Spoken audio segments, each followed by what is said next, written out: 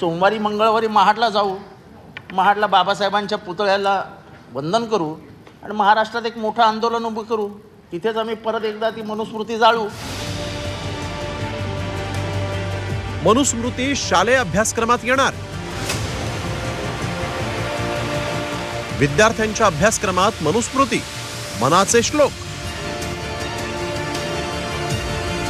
मनुस्मृतीवरून पुन्हा वादळाची शाळा.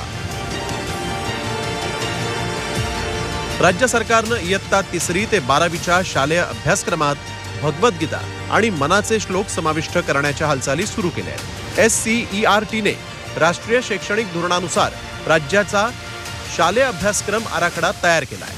त्यावर आक्षेप आणि सूचनाही मागवल्या आहेत. यावरून नव्या वादाला तोंड फुटलंय. पारंपरिक आणि प्राचीन ज्ञानाची ओळख विद्यार्थ्यांना करून देण्याच्या नावाखाली मनुस्मृती अभ्यासक्रमात आणत असल्याचा आरोप विरोधक करतायत.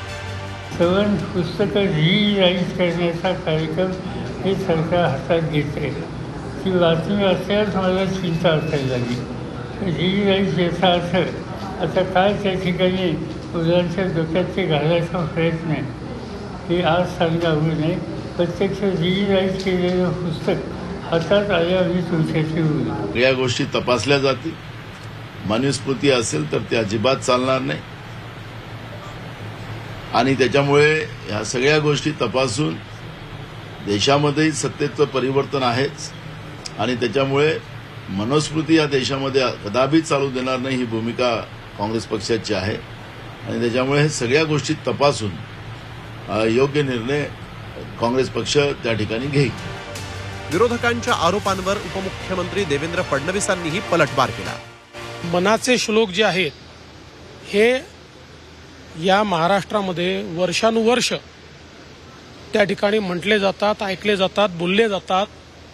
त्यामुळे आता ते अभ्यासक्रमात आहेत की नाहीत हे मला माहिती नाही, मी ते काही तपासलेलं नाही. पण एक गोष्ट निश्चितपणे सांगतो, विनाकारण संभ्रम तयार करायचा हा जो प्रयत्न आहे हा चुकीचा आहे. मनुस्मृतीवरून वाद पेटण्याची ही पहिलीच वेळ नाही. यापूर्वी अनेकदा यावरून वादंग झालेला आहे.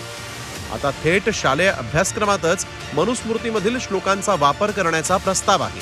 मात्र विरोधकांच्या आरोपांनंतर सरकार बॅकफूटवर जात निर्णय बदलणार की हाच निर्णय कायम ठेवणार हे पाहणं महत्वाचं आहे. ब्युरो रिपोर्ट, झी 24 तास.